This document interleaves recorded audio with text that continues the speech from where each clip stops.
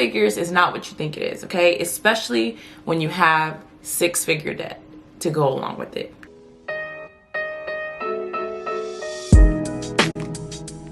What's up, guys? It's Angela. Welcome back to my channel. Welcome if you are new here. Happy to have you. So if you are new here, or if you are a returning viewer but you're not yet subscribed, I'd like you to consider subscribing. If you like this content, if you like this video, make sure you like the video and please comment on the video. That kind of engagement really does help the channel. Basically, you're helping YouTube know that you like my content, I should keep making more, and that they should keep pushing my content to you guys and others. So today's video, we're going to be talking about how to pay for law school. I've hinted at this several times in other videos, and I think I've actually outright stated it, but the cost of law school is not cheap, okay? Law school has been my biggest purchase of my life yet. Okay, so before we go into how to pay for it, let's talk about how much it costs. So on the lower end, if you go to like a public, state school, you are looking at, a minimum of $80,000, $85,000. That's on the low end. When you start looking at private schools and more of your prestigious schools, the price tag goes up, and then you're getting well into six figures. When you think about attending law school, you really have to think about the full cost. So not only do you need to pay your tuition, you also need to pay for books and supplies. You also need to pay for your living expenses. When you think about law school expenses, I think of two buckets. I think of, school expenses, which is tuition, books, supplies, all that good stuff. And then I think of living expenses. So then that's when you get into lodging, where are you gonna live? Food, clothes, transportation, miscellaneous expenses. So you still have to live your life in law school. So that, of course, increases the cost as well. It's something that you have to consider when thinking about going to law school, when thinking about paying for law school and how you're gonna do it. So let's get into some ways to paying for law school.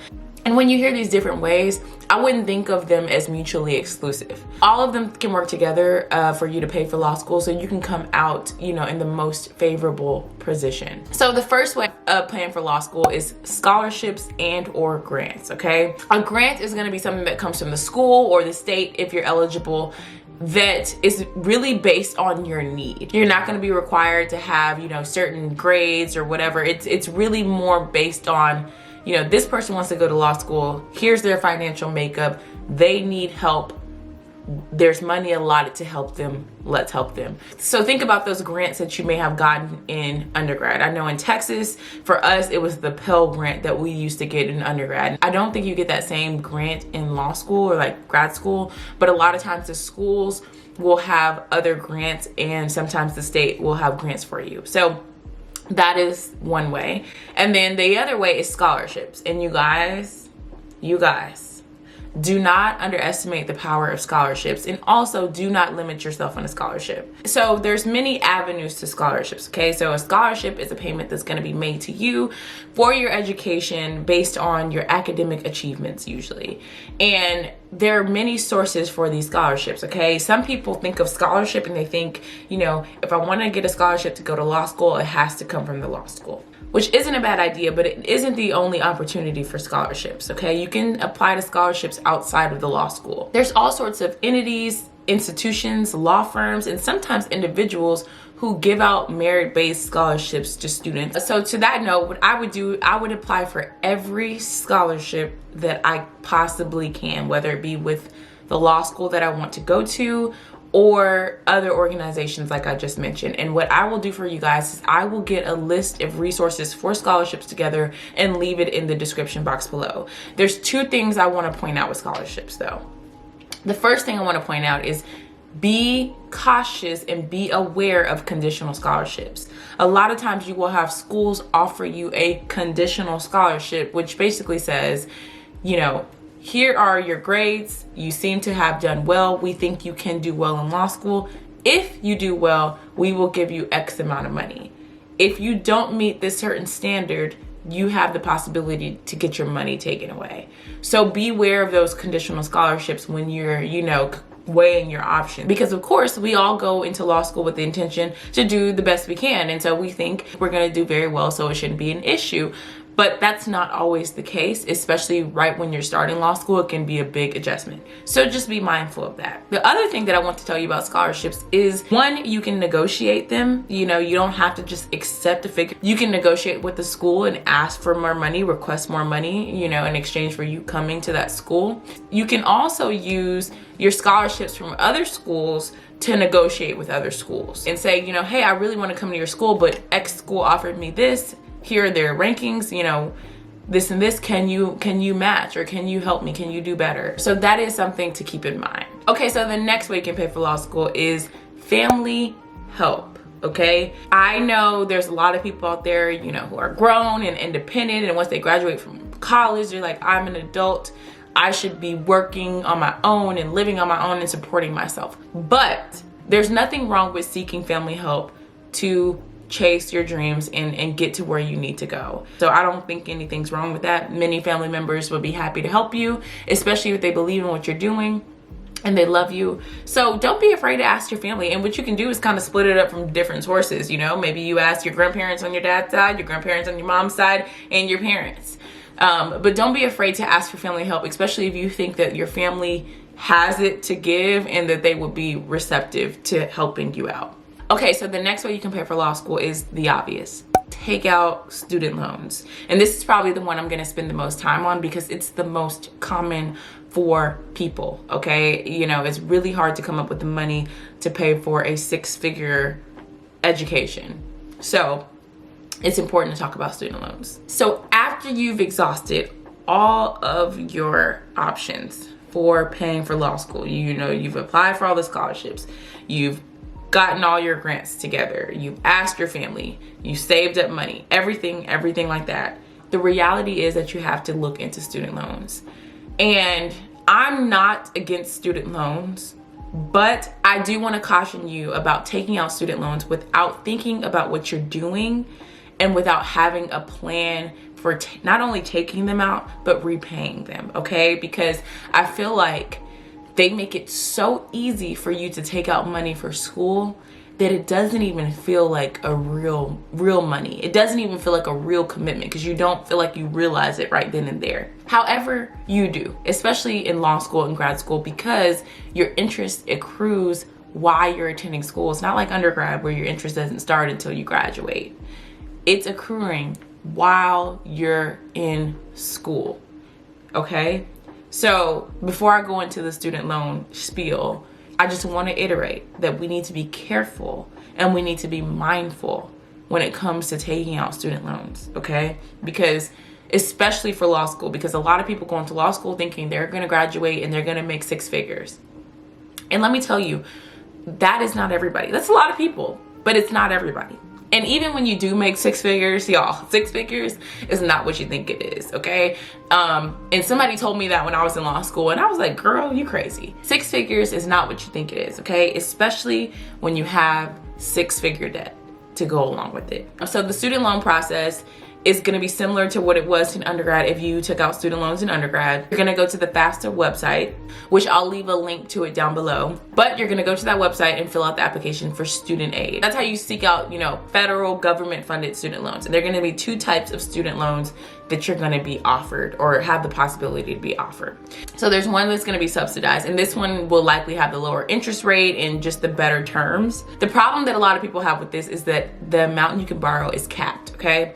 You can borrow up to $138,550. Where people run into an issue is, 1, some people pay more than that for law school, and 2, a lot of people who have to take out debt for law school had to take out debt for undergrad. So they've already used some of this loan money for undergrad. Once you hit that threshold, once you hit that 138K threshold, then you move on to what they call the grad plus loans. And those are unsubsidized. Remember earlier when I was saying that you have to pay for the interest while you're in school? That's what unsubsidized means. And usually the interest rates aren't as favorable. So for those subsidized loans, the interest doesn't start accruing until you've graduated. But for unsubsidized, the interest starts accruing the moment you take out the loan. And that can be a huge difference on the total amount that you pay for taking out that loan. The other options are private loans. And I've seen a lot of people discourage people from taking out private loans. And I think there's many reasons to that, especially if you feel like you want to get student loan forgiveness because you're gonna work for the government for 10 years and you're gonna seek some of those, either repayment assistance options or something like that.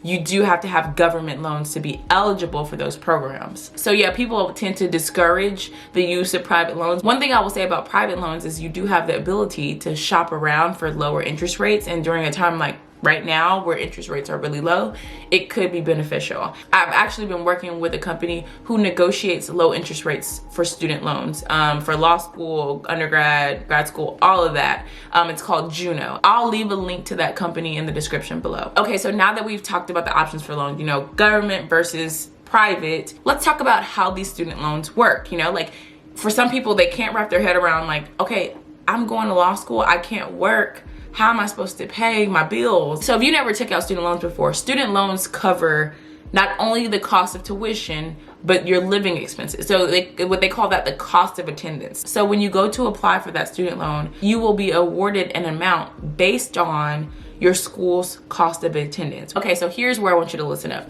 What most people do is they just accept everything that is offered to them. Huge mistake. I made that mistake in undergrad. I suggest that you set a budget, okay? You do not have to accept all of the money that they give you, okay? What you should do is accept all of the money that you need to attend the school and to live. Do not accept all the money that they offer you if you don't need it, because you have to pay that money back with interest, okay? With the tax. Okay, so my last tip for paying for law school is getting a job. Okay, so let's talk about before law school. If you're a person that's going straight through law school, obviously, you're not gonna have time in between to like get a whole career, save money. But what you can do is work the summer before.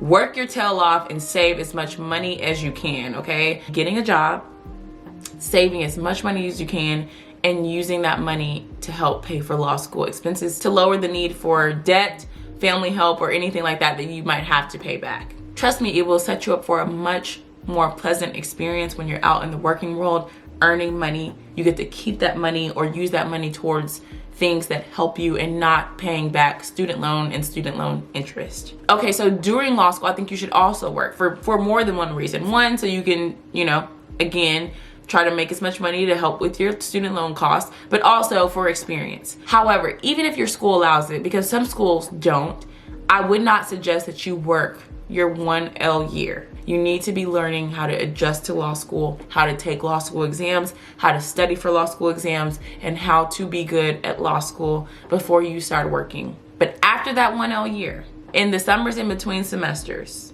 okay, and even during the semester after your 1L year, you should absolutely be working to get experience and also to try to have as much money as you can to help pay for your law school expenses so you can lower your debt if you get student loan debt. One thing that some people might know is those summer jobs, depending on what kind of firm you work at, those summer jobs, you get paid like real money. You're gonna come out with a nice chunk of change. And what I would suggest you do with that nice chunk of change is throw it towards your student loans, throw it towards your living expenses, throw it towards the cost to attend law school.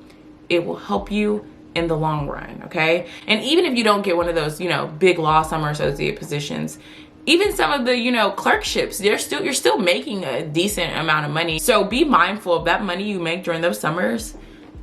Put it towards something good, okay? Just something to think about. Oh, and for my people who don't go straight to law school, you take gap years.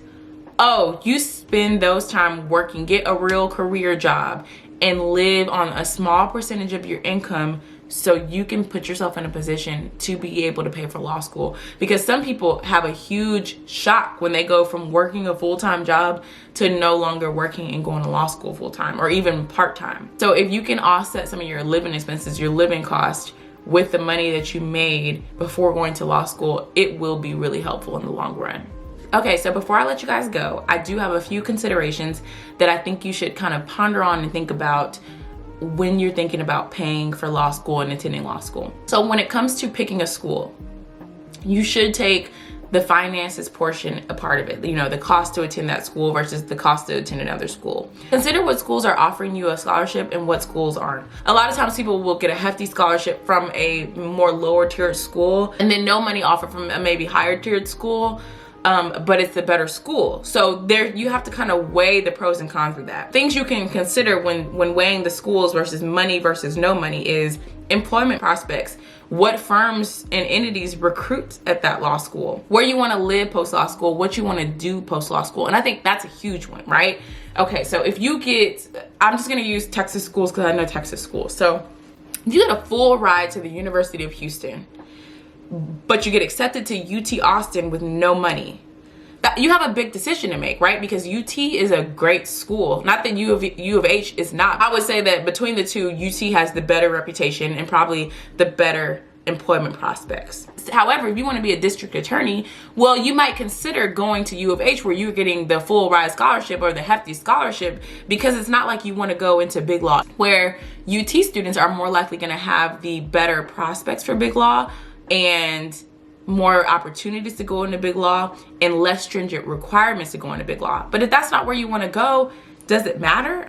I don't know. That's something you should weigh out. And I'm not saying you should pick one over the other. To some people, prestige is important. And it is important that, you know, they have their best shot at big law or, you know, trying to get into high level public official positions. I get it. But all I'm saying is really consider what you want and what makes sense for what you want. Also, remember my tip of you can leverage your scholarships from one school to negotiate with another school. All right, so the next consideration is your budget. Okay, I touched on this a little bit briefly earlier, but I said don't take out all that is offered to you. Take out all that is needed. So one thing that is important is once you transition over to law school, it would be good for you to come up with a budget, okay? A budget for your living expenses. What is my rent gonna be? What are my utilities gonna be? What is my miscellaneous expenses gonna be? You know, it's probably time to stop being an Amazon addict, okay? Really, I would suggest living like a broke college student, okay? The bare minimum budget, okay? It's 3 years to live like that. But if you can graduate with minimal debt and then you get this great lawyer job, your quality of life is going to be much better than even a person who graduated, gets a 6-figure job, but also has 6-figure debt. So yes, that is something to consider. Because one thing about law students that's different from college students is you're now really a full-grown adult. So it doesn't feel right sometimes to be living in certain conditions. It'll be worth it in the long run to kind of sacrifice now for later. On that same note, one thing I like to do when I was in both undergrad and law school is when I would get my financial aid, I would do things to make sure, to ensure that I was responsible. Like pay my rent up, you know, pay any kind of fixed expenses up. Or if you just don't feel good about, you know, writing that check for the whole semester of rent, at least putting it into another account so you don't touch it, so you don't feel tempted to touch it. All right, guys, so that is all I have for you guys today. I really hope this video was helpful and gives you a little bit more insight as to how you can pay for law school. So I want you guys to do me a favor. Make sure you like this video, make sure you're subscribed, make sure that notification bell is on, and let me know down in the comments how you plan to pay for law school, how you pay for law school. And if you have student loans, let me know in the comments down below so we can commiserate together. Thanks so much for watching, guys. I'll see you guys in the next video. Peace.